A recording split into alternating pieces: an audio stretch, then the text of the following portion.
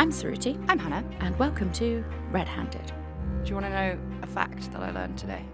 Always. Absolutely nothing to do with what we're about to talk about. Not at all. But I have to say it now or I'll forget. Our producer Alex came up to me and he was like, did you know that your constituency is one of 4 in the entirety of the United Kingdom that has a Pret but not a Greggs? Well, there you go. That is a great fact. Thanks for sharing The it. Pret's very new also, so we had neither for ages. Deprived times. So yes, as Hannah did say, that has nothing to do Literally nothing. whatsoever. What does have something to do with it is a joke I made the other day. Well, I was writing Chernobyl and you were writing this. Yes. And we were on the phone. And I was like, but what's worse? Uranium or Iranians? It's when they've got both. Which they kind of do. Thanks, Obama. So yes, although this has nothing to do with Greggs or Pret, like Hannah getting a new Pret, it is very recent. Can I have that as my segue? Yes. Great. Because on the 19th of May, 2024, Ebrahim Raisi, the Butcher of Tehran, the President of the Islamic Republic of Iran, second in command, and the protege and likely successor of the Supreme Leader Ayatollah Ali Khamenei himself, was involved in a helicopter crash. He went down with 7 others, including his Foreign Secretary and members of the IRGC, the Islamic Revolutionary Guard Corps. Raisi had been busy that day, meeting with the President of Azerbaijan, my favourite country in the world to say the name of. That man's name is Ilham Aliyev, and the pair had been meeting at the border of the 2 nations to inaugurate the Giz-Galazi hydroelectric complex. As the group left the dam and started their journey to the next appointment of the day, the helicopter carrying Raisi seemingly lost control over the Dismar forest, crashing into the mountains below. There were no survivors. This incident comes at a critical time for Iran, as it continues ramping up its influence across the Middle East, despite growing dissent on home soil.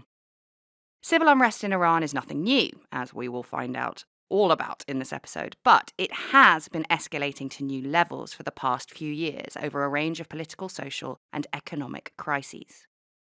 Iran's clerical elite also face international pressure over Iran's disputed nuclear program, plus its deepening military ties with Russia, and of course, Iran's suspected role in the Hamas terror attack in Israel on the 7th of October 2023. And not to mention the missiles that Iran launched shortly after. Do you know Putin is in North Korea right now? Yes. This moment. First time in over 2 decades. That's fun. So, the question on a lot of people's lips after the helicopter crash was Raisi the victim of murder at the hands of a foreign power? Was his death an inside hit job, perhaps? Or simply an accident? We'll come back to all of this later in this episode. Because, while the death of Ebrahim Raisi did indeed inspire us to write this episode as quickly as humanly fucking possible, it is not the main focus of today. Instead, we're going to look at his many thousands of victims, how he gained himself the moniker, the Butcher of Tehran, and how his actions contributed to the murder of 22-year-old Mahsa Amini in September 2022. A death that lit the spark for both inspiring protests and brutal state-sponsored violence that spilled out all over Iran, challenging the nation's clerics like never before. But to understand all of this, we need to rewind all the way back to 1979, the Iranian Revolution. And you just can't understand anything about Iran without understanding the revolution first. It was the first step that set Iran on its path to becoming the isolated, theocratic, megalomaniac state that funds global terrorism that it is today. And it's going to have to be a very condensed red-handed rundown because we'll be here forever otherwise. So we're going to start off in the early 1960s. The Shah, the king of Iran, at the time was Mohammad Reza. Reza Shah had become a bit of an unpopular leader in Iran due to his ties to Britain and the US. Also, when he came to power, succeeding his father, Reza Shah had promised to act as a constitutional, secular monarch. So, to allow the elected government to have ultimate power and to mainly act as a figurehead for the nation, like Charles. But, in reality, Reza Shah often meddled in politics. And he became seen by many as a weak leader, propped up by Western powers, doing their bidding and crossing the line that he had promised to toe. So, thinking that he could turn things around, the Shah launched the White Revolution. And it was called the White Revolution because it wasn't red, i.e. communist, and it wasn't black, i.e. Islamist, two key ideologies that were fighting it out in the Middle East at the time. This White Revolution consisted of a rather broad government program that included pretty much everything from land reform, infrastructure development, voting rights for women, and the reduction of illiteracy. And honestly, Reza Shah did do a lot to change things for the better in Iran. I think even people who were on his side would say maybe he just tried to do too much too quickly and used, as we will go on to see, quite brutal and authoritarian ways in which to bring those things about, which rarely works out very well. During his 16 years of rule, Reza Shah prioritized poverty. He undertook major developments, such as large road construction projects, and the Trans-Iranian Railway was built. Modern education was introduced. Women and girls had more freedoms than ever before. And the University of Tehran, the first Iranian university, was also established. And his actions were welcomed by many Iranians. But there were also many Islamic leaders who were highly critical of what they saw as the rampant and forced westernization of Iran. We've all seen the bikini photos. They didn't love the whole giving women more rights thing, but their main issue was actually land reform. Which I was really interested to find out about. I think they're pushing back against all these freedoms that Reza Shah is bringing in. But the very boring reality of land reform was kind of the straw that broke the camel's back. Usually is. Because follow the money. And they were so worried about it because of how the mullahs in Iran get their funding. We can't go into it here because, again, we'll be here for the rest of our lives. But basically, the reforms that the Shah brought in meant that the mullahs, as in the clerical elite, lost a lot of money that they would have got from the wealthy and middle-class landowners. Yeah.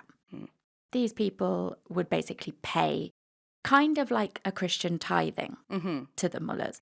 So when you then do land reform and you take some of their land away, they're going to say, well, I've got less to give now.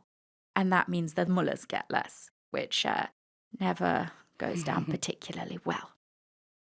Now, one very strong vocal critic of these changes was a Shia cleric named Ruhollah Khomeini. He started calling for the overthrow of the Shah and the establishment of an Islamic state, starting the Black Revolution. Now, what we need to understand here is that during this time, it wasn't just Iran. A lot of nations in the Middle East, particularly many Sunni Muslim countries, were going through this dilemma of modernizing versus traditionalism. And this made some, particularly the more religious types in Shia Iran, want to double down. Now, Khomeini understood this, and so he started evoking the idea of the Mahdi. The Mahdi, to many Shia Muslims, is the Messiah, who will return to earth one day, and when he does, he'll bring justice and truth to the world before the day of judgment. Now, again, we're not a religious, scriptural podcast, but if you do go and research more about this, a lot of scholars do believe that they are essentially talking about Jesus Christ, but they wanted to separate themselves from that, so they started calling him the Mahdi. That's not important for our story. What we need to know is that for the Messiah to return to earth, the belief is that there needs to be an Islamic state for him to return to. So until an Islamic state is established, the Mahdi will not return. And Khomeini wanted this Islamic state to be in Iran. Now, essentially, what does it mean to create an Islamic state? Well, it means to form a government that follows Sharia law to the letter and fosters an environment that is more or less akin to the time of the Prophet Muhammad. And we're talking serious pasto stuff. We're talking 7th century. Yeah, slavery, all of it. Yeah. So Khomeini painted the Shah, with all his modernizing, as a direct barrier to the return of the Mahdi himself.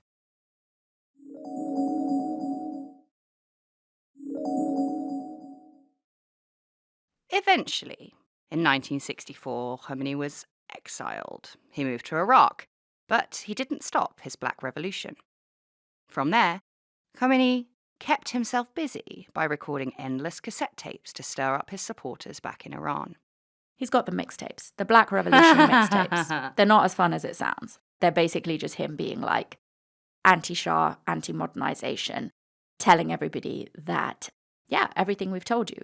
If Iran continues down the path it's on, it's totally fucked. And there's going to be no day of judgment. There's going to be no redemption. There's going to be none of that good promised stuff of paradise, etc. for anybody.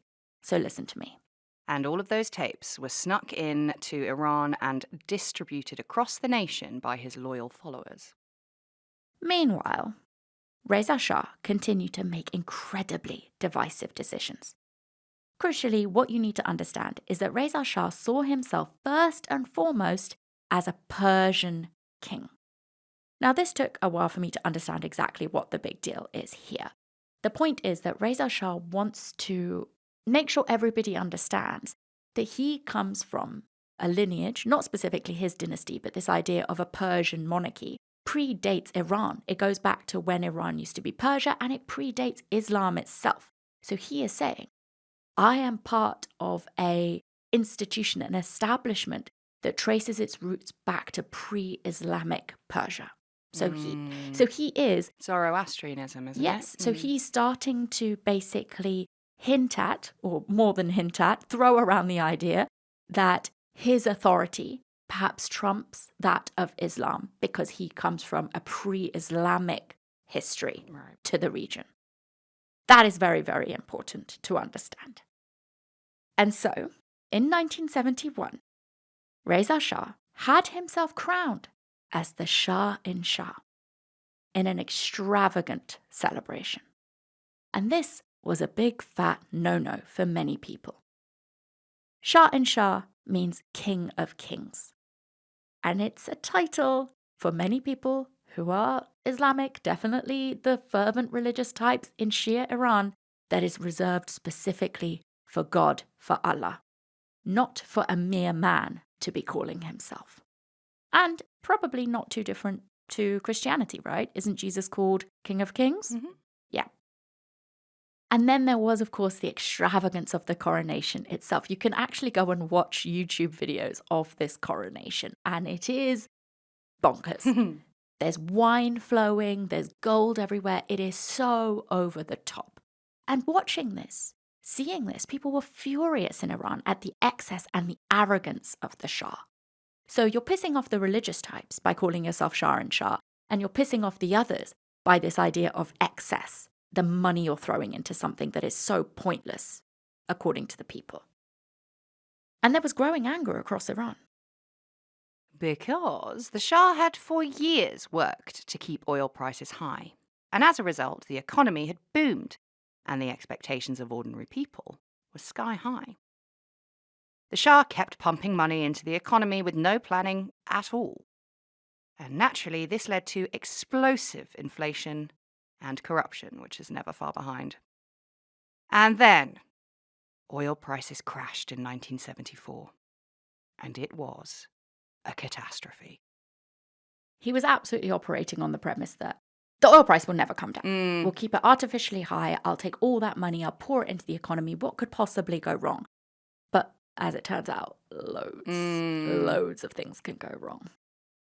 And it just keeps going wronger because the same year the Shah was also diagnosed with cancer, which of course he kept a secret, but it did push him to double down even further. He knew he was going to die and he needed to see through his modernization, so he became even more authoritarian, making Iran a one-party nation. Basically, he wanted to create a modern, liberal state, but he used aggressive, authoritarian tactics to try and achieve it. And he also ignored the enormous threat posed to him by the Black Revolution and the religious fundamentalists within his own nation. As the religious, cultural, and political discontent grew further, the Shah became more and more repressive, using his brutal secret police force, the Savak, to suppress any opposition to his rule.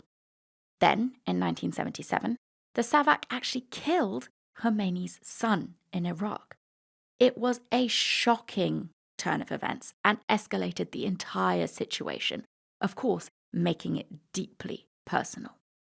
It also martyred Khomeini in the eyes of the people. They looked at him now and saw this man who had lost his own son trying to bring about his revolution. Naturally, this alienated yet more people, and support for Khomeini actually grew. Coupled with the public's growing rage against the cost of living and the failing economy, in 1978, anti-Shah demonstrations broke out in many of Iran's major cities. On the 8th of September 1978, the Shah's security forces fired on a large group of demonstrators, killing hundreds and wounding thousands. 2 months later, thousands took to the streets of Tehran, rioting and destroying symbols of westernization, like banks and alcohol shops. Khomeini called for the Shah to be immediately overthrown, and on the 11th of December, a group of soldiers mutinied and attacked the Shah's security officers. With that, his regime collapsed, and the Shah fled. 14 days later, Ayatollah Ruhollah Khomeini, the spiritual leader of the Islamic Revolution, returned after 15 years of exile and took control of Iran.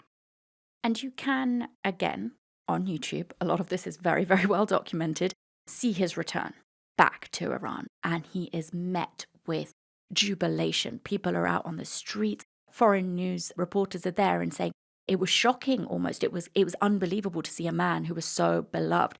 The problem is, not everybody realized who they had just let through the door and what was about to happen. They thought they had just gotten rid of this one brutal Shah who was using increasingly authoritarian methods in order to force modernization, force westernization upon them. Little did they know what was about to come next. So after he ran away, the Shah bounced around different countries for a bit, before eventually entering the United States in October 1979 to treat his cancer. Just like motherfucking Teresa. She wasn't in her own clinics, was she? Stay tuned. In Tehran, Islamic militants responded by storming the US embassy and taking the staff hostage.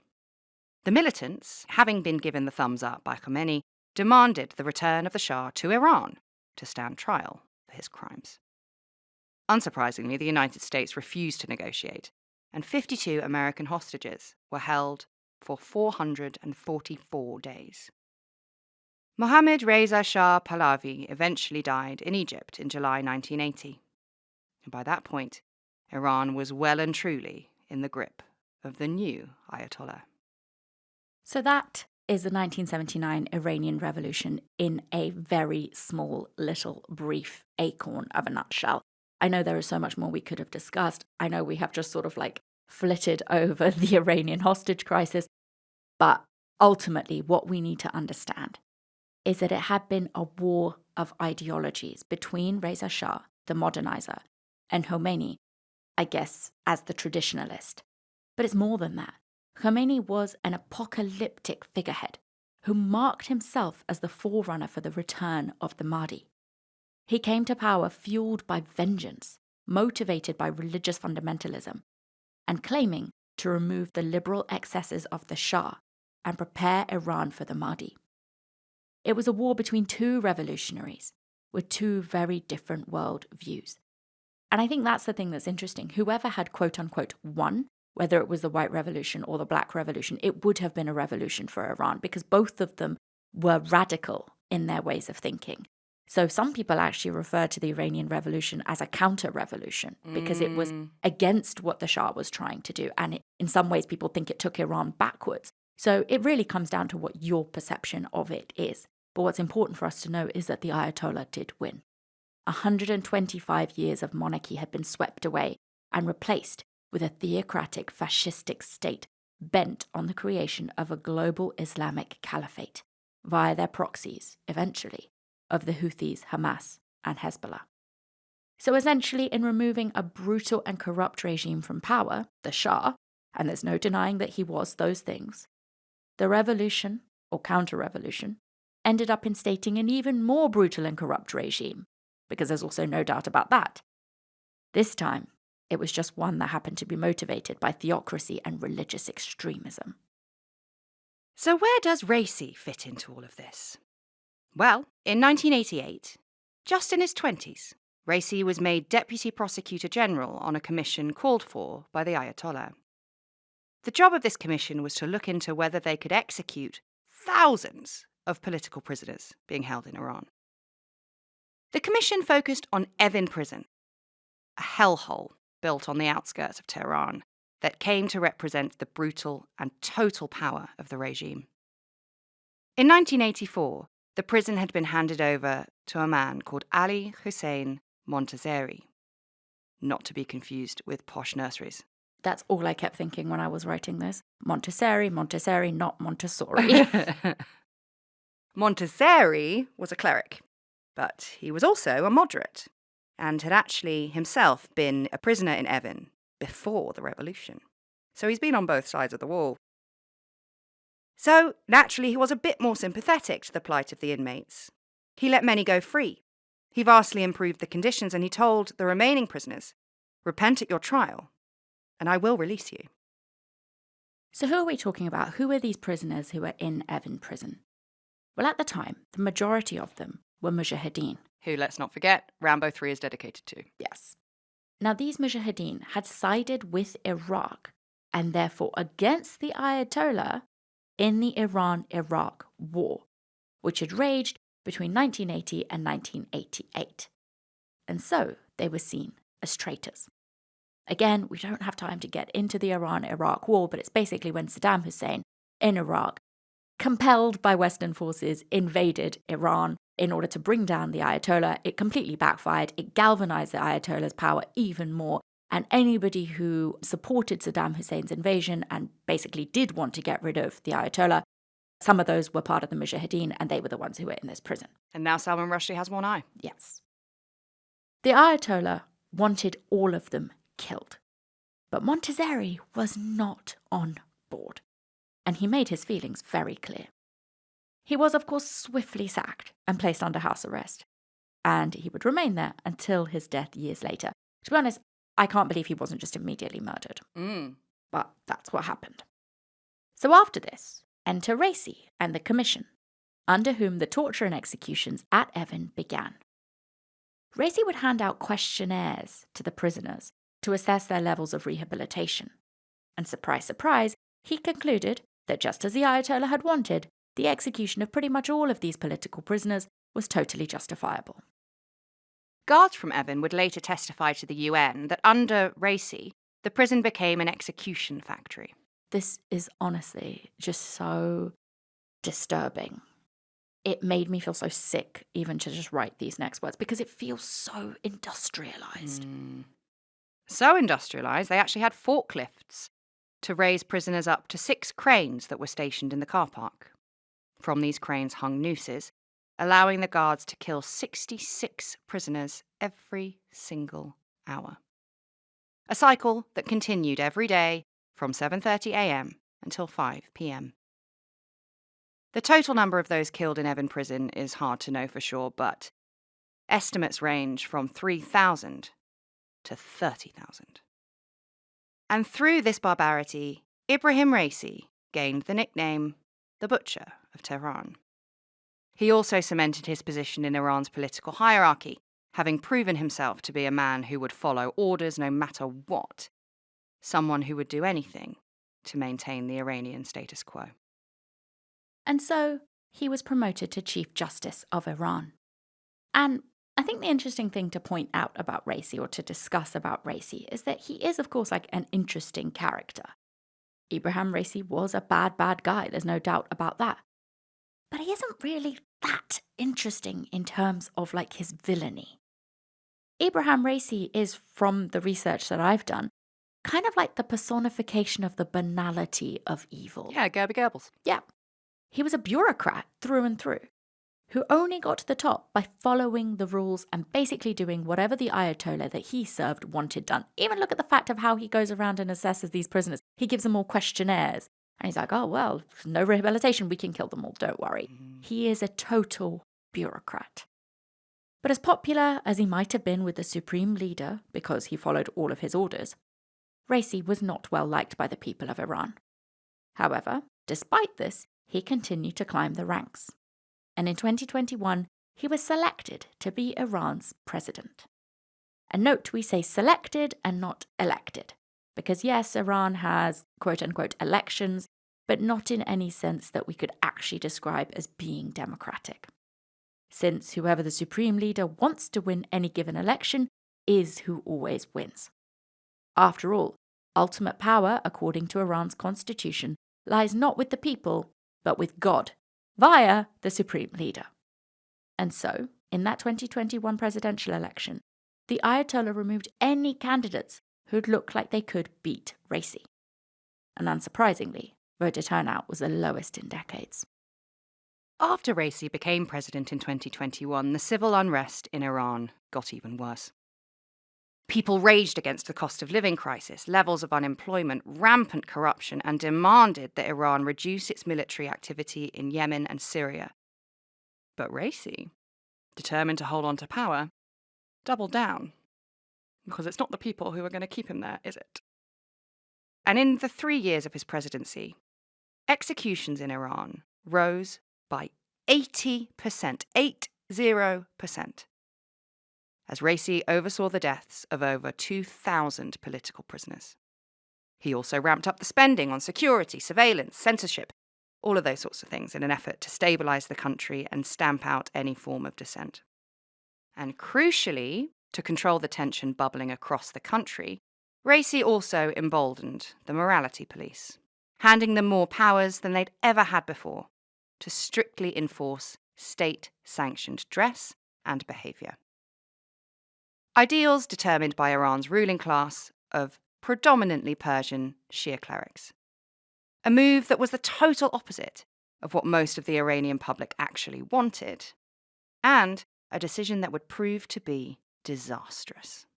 But before we get into what happened next, let's have a quick look at the morality police themselves.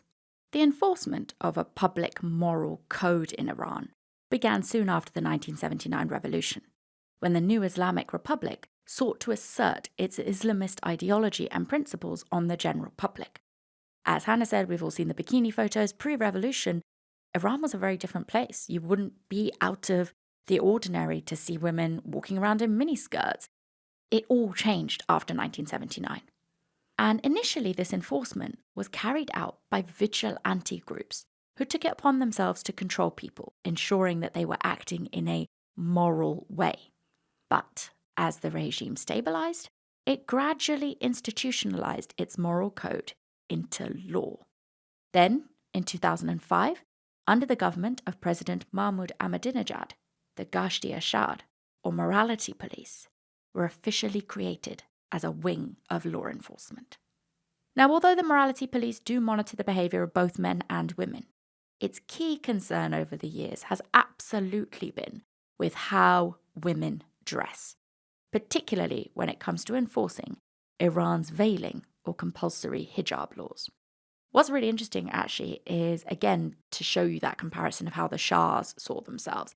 Way back before, another Shah had from a different dynasty to Reza Shah, had actually banned the hijab. So it was really this fight between like a weird sense of wanting to become more Western for some Shahs, wanting to really stamp down on this Persian identity rather than an Islamic identity. And then here you have the Ghashti-e-Shar doing the exact opposite.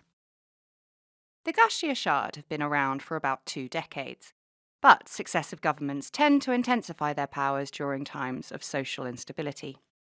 And that is exactly what Raisi did in 2022, when he was confronted with mass public unrest as the people of Iran revolted after years of severe austerity measures. So Raisi used the morality police as an instrument of social control, ordering strict patrols to help quash the dissent. But this backfired particularly spectacularly in September 2022, when a young woman, Gina Mahsa Amini, died whilst in the custody of the Ghashti-e-Shar. So what happened?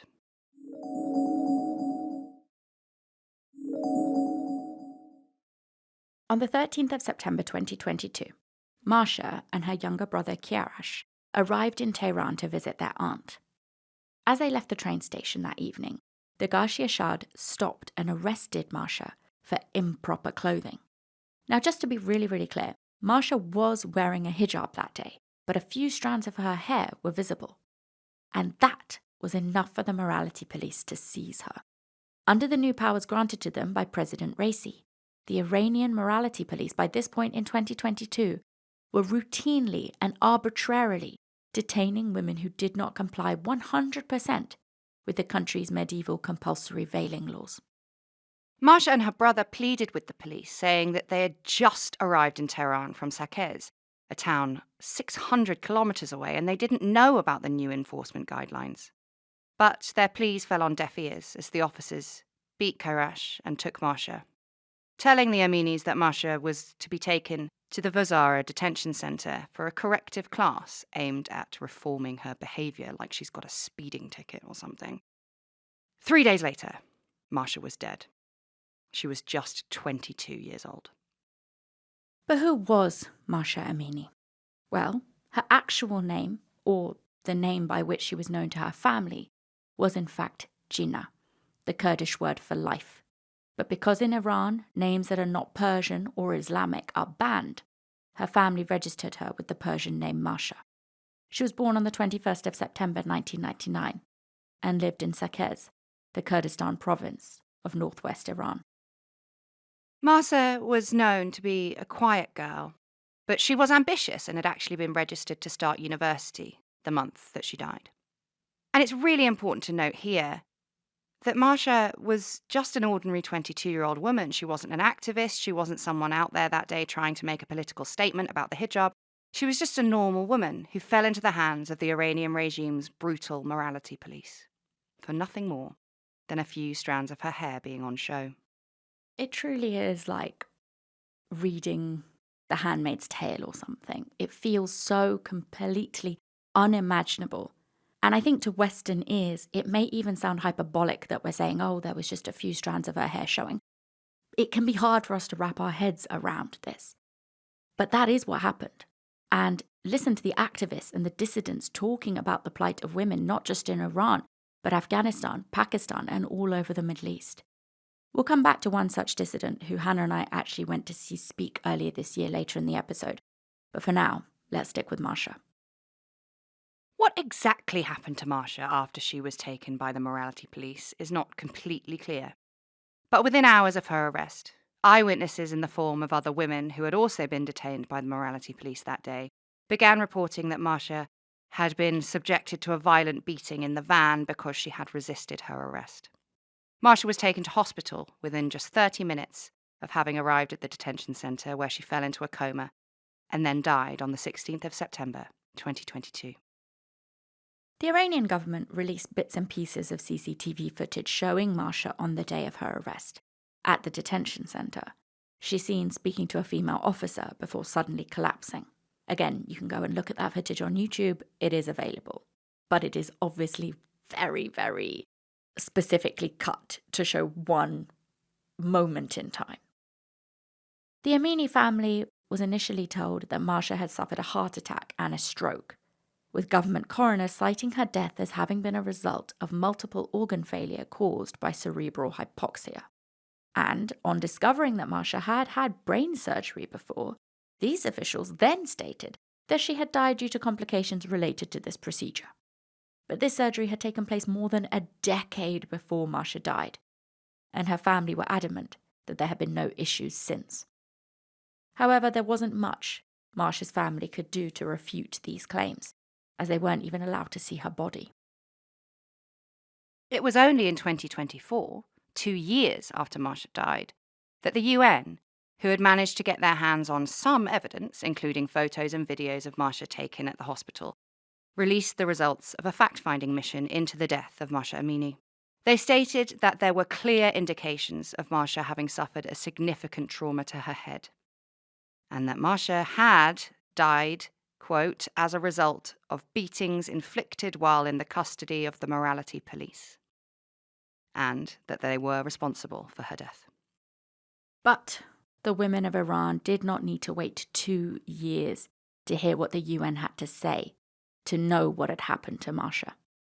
As soon as news broke about Mahsa's death, the anger was palpable. On the day she died, so Friday the 16th of September 2022, dozens of people gathered outside Kashra Hospital in Tehran to show their rage. The next day at Mahsa's funeral, in her hometown of Saqqez, women began removing their headscarves and chanting, Jin, Jian, Azadi. Woman, life, freedom. This chant had been heard for years in the Kurdistan province of Iran, where the people have battled against the plight of Kurdish women in particular at the hands of the oppressive Iranian regime. So, of course, the death of Mahsa, a woman of Kurdish descent, threw yet more fuel on that fire. But this fire spread out of the Kurdistan province quickly, and soon this chant of woman, life, freedom would be adopted by thousands of people who would take to the streets of Iran, and is now actually the name of the movement itself. And this rage spread because once the women at Mahsa's funeral began to unveil themselves, things quickly escalated, and security forces clashed with the crowds. Images of this violence tore through social media across Iran, and so did the anger and the protests. Soon people all over the country were demonstrating, demanding that women have better treatment under the law, calling for the removal of the mandatory hijab rule, and in general for more religious freedoms. This was totally new for the Ayatollah. In the past few decades, protests had been to do with economic issues, and the crowds had been pacified by reducing the cost of food or fuel. But now, the protests were against the regime's religious fundamentalism and against the leaders themselves, and they were led, ferociously, for the first time, by women and girls. Over the next 6 weeks, the protests exploded and spread from city to city. Footage of men and women walking together, calling for an end to gender apartheid and denouncing the violent suppression of women was going viral on a daily basis online. Rallies were held simultaneously at schools and universities in every corner of Iran. Even regions that had always been in lockstep with the regime were now revolting. Even the female inmates of Evin prison staged a protest. In an effort to stamp down, the government began disrupting internet services across Iran, but it was too late. People were out in the streets chanting death to the Ayatollah. And we have to understand that these words, for them to previously have been said, was completely unthinkable, to have even been uttered in public, let alone to be screamed by girls in school uniforms. It totally rocked Iran. So, leadership did the only thing they knew how to. Their regime upped their crackdown. Violent clashes with protesters became a daily occurrence. But on the 24th of September, residents of the small city of Oshnavia actually managed to drive the security forces out of the area, signalling to everyone watching that the regime was losing control. Then 6 days later, on the 30th of September, the authorities in the city of Zahedan would go on an all-out assault. And in a day, now referred to as Bloody Friday, they would carry out a massacre, killing nearly 100, mainly young, protesters, and injuring 300 more. It seemed like the Iranian government had learned nothing from their own past, because the more violence they used against their population, the more people who came out to protest. And over the following 2 weeks, the demonstrations only got larger and more heated. On Monday, the 3rd of October, Ayatollah Ali Khamenei made his first public comments on the situation, saying that security forces had his full backing. This, as you can imagine, went down like a cup of cold sick, and when he sent Raisi to Al-Zahra University a week later, female students openly shouted in Ebrahim Raisi, the president of Iran's face, screaming, "Raisi, get lost, mullahs, get lost." The government was being humiliated, and the regime just couldn't have that. So security forces shut down schools and universities and arrested children, throwing them in detention centres. But this did nothing to calm things down. and by mid-October, workers from oil refineries in the nation joined the strike. So it was now looking like the situation would spiral from one of social and religious unrest to an all-out economic crisis for Iran. Yeah, it's not hard to imagine what happens when you start throwing people's children in detention centres. And that's, protest all you want. If you really want to hurt them, stop going to work. Then, just as things were looking bad, on the 15th of October, a fire broke out at Evin prison. Now, it's hard to know exactly what happened because, of course, reports vary massively. The prison blamed the inmates, claiming that it was caused by some sort of bomb that was part of a premeditated escape plan. Some claimed that it had been started by outsiders throwing Molotov cocktails at the prison, trying to free the detainees, while others said it was just an accident and that the sewing workshop in the prison had caught alight. But the prisoners say it was down to the guards, who were retaliating because the inmates had been rioting for days, all the while chanting, "Death to Khomeini." Whatever had happened, 8 people died in the fire, and at least 60 more were injured. And again, it really made the regime look like it was losing control, because now you have, as we said at the start of the show, the symbol for the regime's power, this huge prison on the outskirts of Tehran, on fire. Like, it was kind of a perfect analogy for what was going on. The violence on the street continued with daily gatherings, with screams and chants of protesters drowning out calls to prayer. And every day they were met with brute force from a government now more determined than ever not to tolerate any form of dissent. It would take a year for the protests to die down, and in that time, the horrific acts carried out by the Iranian regime are almost too nightmarish to believe. By the end of the year, about 20,000 protesters had been arrested, and at least 500 others, including children, had been killed when authorities had turned shotguns, assault rifles, and submachine guns against their own citizens. But countless more had been brutalized by the regime's security forces as well. Protesters, including many young women, had been shot intentionally in the eye in order to brand them permanently as troublemakers and dissidents. Like the mark of Cain, I suppose. Yeah. Well, it screams of, Sharia law. You steal, we cut your hand off. You protest, we shoot you in the eye. So everyone knows what you are. But that was far from the worst of it. These protests, as we've said, drew in support from all sorts of Iranians. But the charge was led by women, mainly young women. In the streets, they were removing their hijabs and acting in outright defiance of a regime whose fundamentalist religious ideology sought to keep them silent and unseen. This is literally the regime's worst nightmare.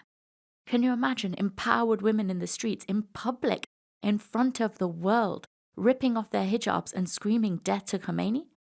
And demanding a tearing down of the religious dogma through which the state holds absolute power. So this act of rebellion by these women led to the Iranian security forces characterizing these women's demands for equality, change, and modernization as itself an immoral act. Their removal of their veils was twisted into a willingness to get naked, and therefore allowed these men to justify using abhorrent sexual violence against these women, perversely claiming that this was, quote, the freedom they wanted. The UN fact-finding report we mentioned earlier stated that some of the detainees arrested for protesting faced sexual violence, including rape, rape with an object, threats of rape, electrocution to the genitalia, forced nudity, groping, touching, and other forms of sexual violence, and that is a quote. If you read the report, it's filled with example after example of stories of women being brutalized in the most vicious ways by officers and guards. Despite all of this, the protest continued. And for months, there was hope for meaningful change. Women and girls started living their lives in public without headscarves, and the Gashti Irshad patrols had all but vanished from the streets. But it seems that this actually might have just been the regime lulling the population into a false sense of security. Because as the unrest began to die down in the beginning of 2023, the government suddenly doubled down. In January, even harsher sentencing for violators of the dress code were announced. And by March, the government began using surveillance cameras to monitor public spaces. And in July 2023, the Ghashia Shad were back in full force, with the official claim from the government being that it was based on popular demand to take action against the growing hijab negligence. Since then, women in Iran who have insisted on showing their hair have been punished with fines. They've had their driver's licenses taken away. They've even been debanked, kicked off public transport, and lost access to the internet and other essential services. The Iranian government now even threatens sanctions against businesses that allow women to go onto their premises without hijabs on.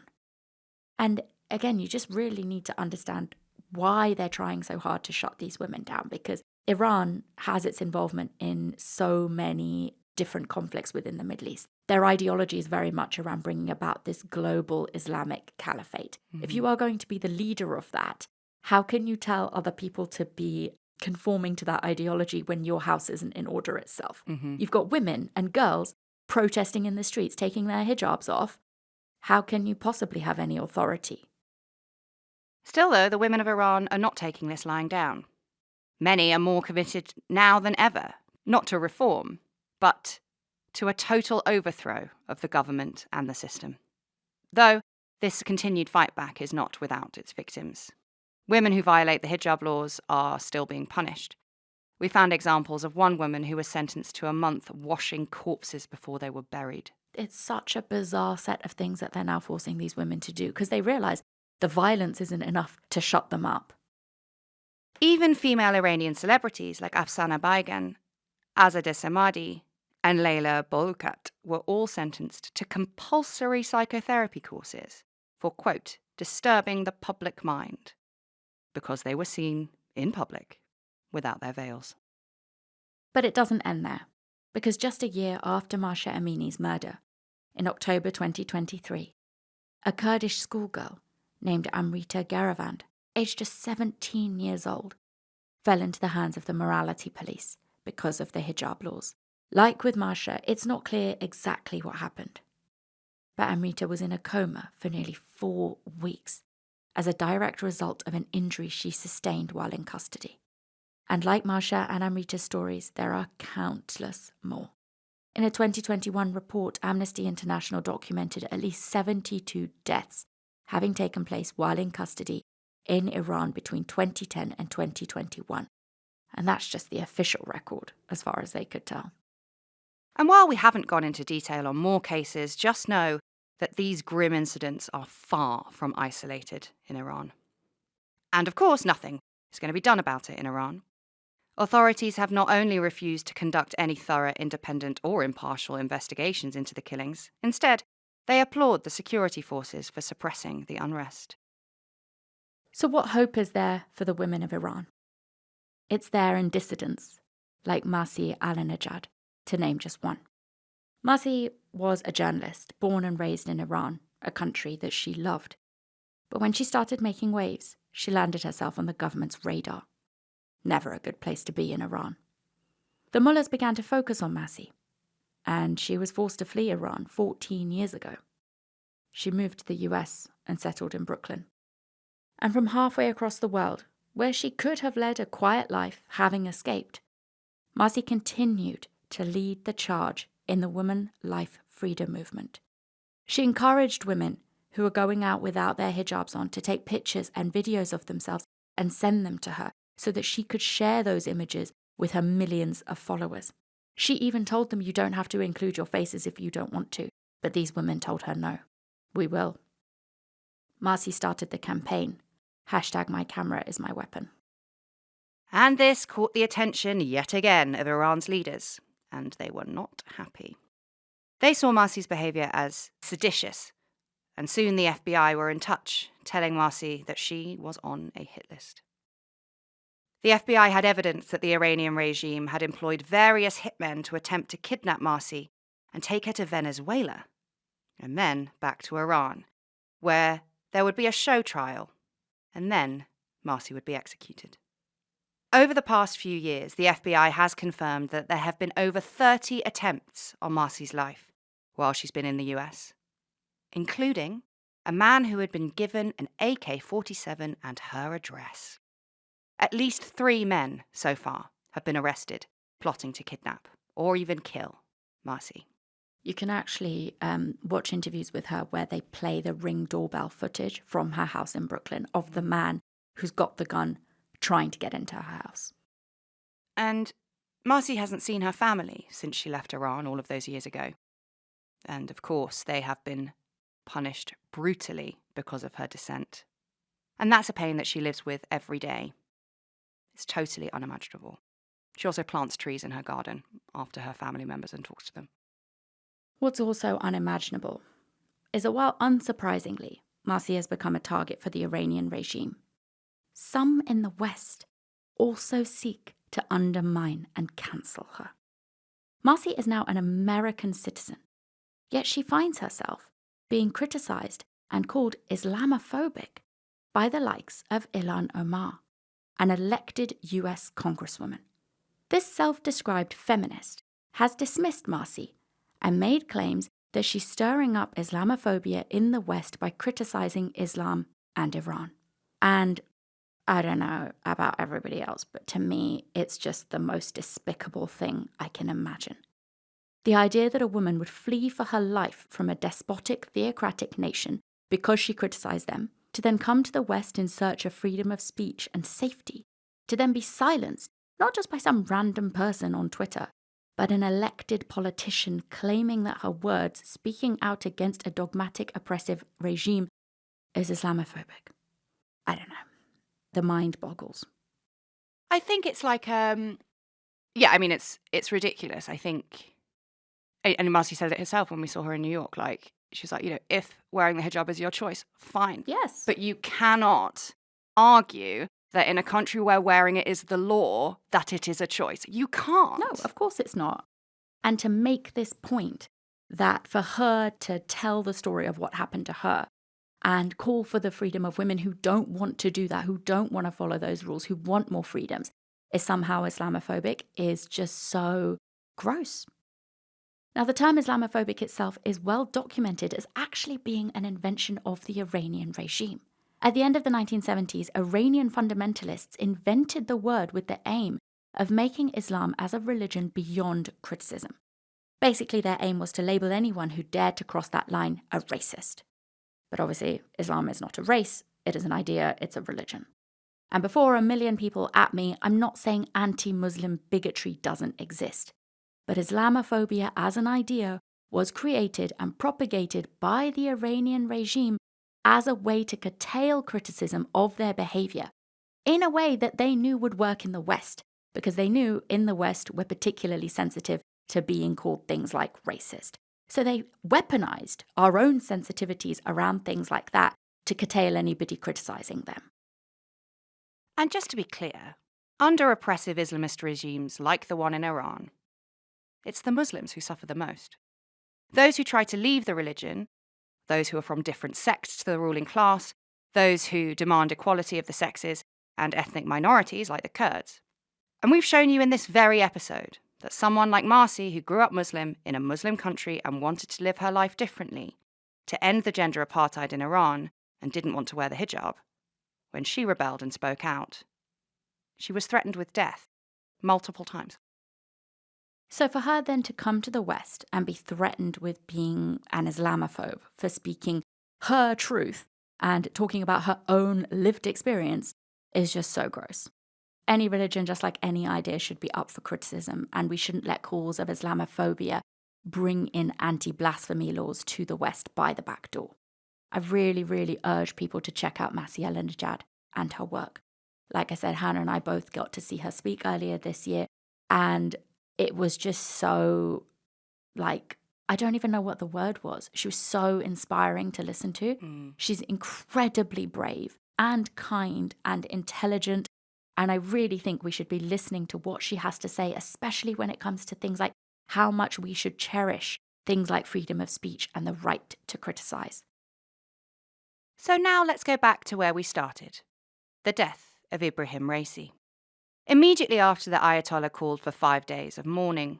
Raisi's state funeral was, however, quite the sombre affair.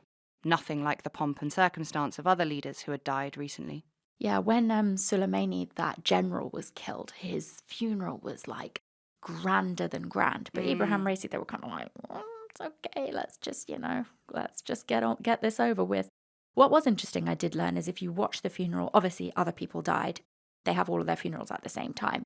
Ebrahim Raisi has a black turban on top of his casket where the others don't. And apparently it was there to signify his direct descendants from the Prophet Muhammad, which I thought was interesting. Oh, wow. The event was also punctuated with usual chants of death to America, even though Iranian officials have not pointed the finger of suspicion at America having killed Raisi or anything like that. The Iranian state just really fucking hates America. It's so strange to watch this funeral and it's like people crying, but then they're just like all screaming death to America. You're like, why? And I don't know, the chants of death to America, which rung loud and clear throughout Raisi's funeral, make it all the more strange, in my opinion, that the UN flew its flag at half-mast and held a minute's silence for the death of Ebrahim Raisi. I remember that. The Butcher of Tehran. Noted war criminal. The BBC even published a bizarre article on the day that Raisi died, commenting on the mixed legacy he leaves behind, stating that he was the president of the underprivileged and poor, and hailing him for the reforms that he brought about, like processing a backlog of court cases. By murdering everyone. Yeah, it's much faster. Maybe we should try that because we have a big backlog of court cases in this country. Maybe we should just murder everybody. Yeah, get me a crane. It's unbelievable. And I think if we're shocked by that, I think it will probably be even more despicable and shocking, no doubt, to the thousands and thousands of people who have lost their family and friends at the hands of the regime's brutality, led by the likes of Ebrahim Raisi. And also, not to mention the thousands of dissidents across the world who have been forced to flee Iran over the past few decades. So let's round it off. Who or what really killed Raisi? Was it a hit, or was it just an accident? As soon as the crash was announced, many people were already theorising that the US or Israel might have been involved. And when it came to light that the transponder from the helicopter wasn't sending out any signals like it should have after the accident, these rumours went into overdrive. But we don't think a foreign government was involved. Mainly because there's no real benefit from the death of Raisi. His death has changed nothing. It certainly won't change policy in Iran. He'll just be replaced, and it will be business as usual. But that doesn't mean he wasn't murdered. If we look at who actually stood to gain from Raisi's death, we need to look a little closer at Iran's hierarchy itself. The current Ayatollah's son, Mojtaba Khomeini, is a bit of an enigma.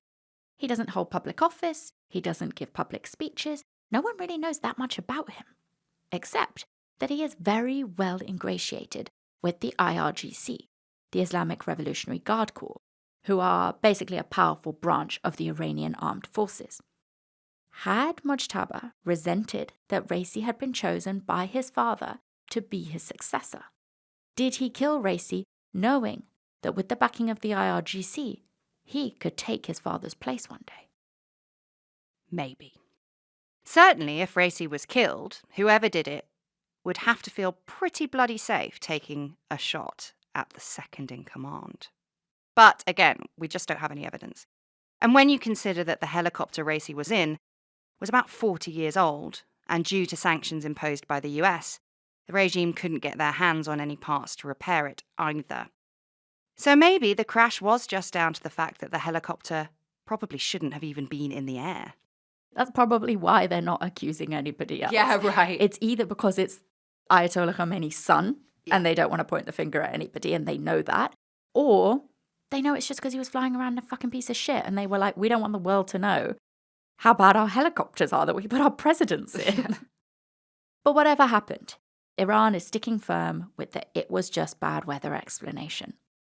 And whether Raisi was murdered or not, the power struggle at the top in Iran is going to be intense. Not just for who will replace Ebrahim Raisi as president, but more importantly, who will now succeed the 86-year-old Ayatollah when he eventually kicks the bucket, and how that will impact Iran, the Iranian people, and the wider Middle East. I don't know how, but it's gonna. It's definitely gonna. So yeah, that is everything that we can probably tell you in one episode of Red Handed that you need to know about Ebrahim Raisi and Mahsa Amini.